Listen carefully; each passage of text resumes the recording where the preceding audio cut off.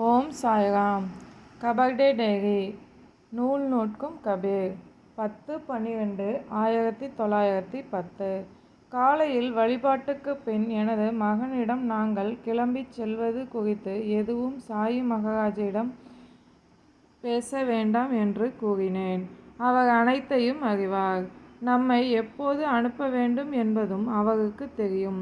வழக்கம்போல் நாங்கள் சாயி மகாராஜ் வெளியே கிளம்பி செல்வதையும் கண்டோம். பின்னர் நாங்கள் மசூதிக்கு சென்றபோது சாயின் சாஹிப் மிகவும் சந்தோஷம் அடைந்தார். அவருடன் விளையாடிய சிறுமி ஒருத்தியின் பூர்வ ஜென்மம் குறித்து கதை ஒன்றினை பாபா கூறினார். அவள் ஒரு ஓவியர் என்றும் இறந்துவிட்டாள் என்றும் வழக்கம்போல் புதைக்கப்பட்டாள் என்றும் கூறினார். சாயின் சாஹிப் அவ்வழியாக கடந்து சென்றார். அவளது சமாதி அருகில் ஒரு இரவை கழித்தார். எனவே அவள் அவருடன் கூட வந்தாள். அவளை ஒரு ஆலமரத்தடியே அவர் வைத்தார். அதன் பின்னர் இங்கு கொணர்ந்தார். தாம் முன்னர் கபீர் என்றும் நூல் நூற்பது வழக்கம் என்றும் கூறினார். சம்பாஷணை அளவுக்கு மீறி இனிமையானதாக இருந்தது.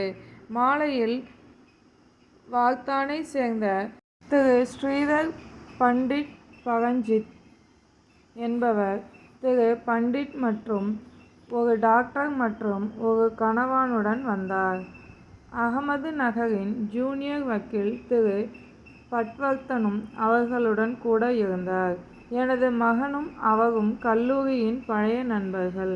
அவர்கள் அனைவரும் சாயின் சாஹிப்பை காண சென்றனர். நாங்கள் அனைவரும் அவர்களுடன் கூட சென்றோம். சாயி மகாராஜ் அனைவரையும் எப்படி நடத்துகிறாரோ அவ்விதமே அவர்களையும் நடத்தினார். முதலில் தேலி, மார்வாடி இவைகளை குறித்து பேசினார். கட்டப்படும் கட்டிடங்கள் குறித்து பின்னர் பேசினார். உலகத்துக்கு பைத்தியம் பிடித்துவிட்டது. கெட்ட எண்ணங்களை எண்ணும் வினோதத்தினை ஒவ்வொரு மனிதரும் பெற்றுள்ளனர். அவர்களுள் எவருடனும் நான் என்னை சமமாக நோக்குவதில்லை. எனவே அவர்கள் சொல்வதை நான் ஒருபோதும் கேட்பதில்லை. ஏன், நான் எந்த பதிலும் சொல்வதில்லை. நான் என்னவென்று பதில் சொல்வது என்றும் கூறினார். பின்னர் அவர் உதியினை விநியோகம் செய்துவிட்டு எங்களை வாதாவுக்கு திரும்பச் சொன்னார். ஜூனியர் பட்டவர்த்தனை கூப்பிட்டு வழக்கம் போல் தங்கும்படியும் மறுநாள் கிளம்பலாம் என்றும் கூறினார். நானும் பாபா சாஹிப் சஹஸ்புரதேவும் வாதாவுக்கு திரும்பினோம்.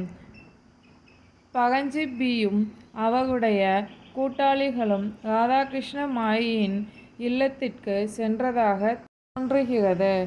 பாபு சாஹிப் ஜோக்கின் மனைவி உடல் நலமின்றி இருக்கிறார்கள். சாயி என்ன கூறுகிறாரோ அதனால் அவள் மிகவும் அனுகூலம் அடைந்தாள். அவர் எந்த மருந்தும் கொடுப்பதில்லை. ஆனால் இன்று வெளிப்படையாக அவள் பொறுமை இழந்து கிளம்பி போய்விட விரும்பினாள். வேறு எதுவும் சொல்ல முடியாத நிலையில் பாபு சாஹிப் ஜோக்கும் கூட அவள் கிளம்பிச் செல்ல அனுமதித்து விட்டார். அவளை குறித்து சாயிபாபா அடிக்கடி விசாரித்து கொண்டும் எப்போது கிளம்புகிறாள் என்று கேட்டு கொண்டும் இருந்தார்.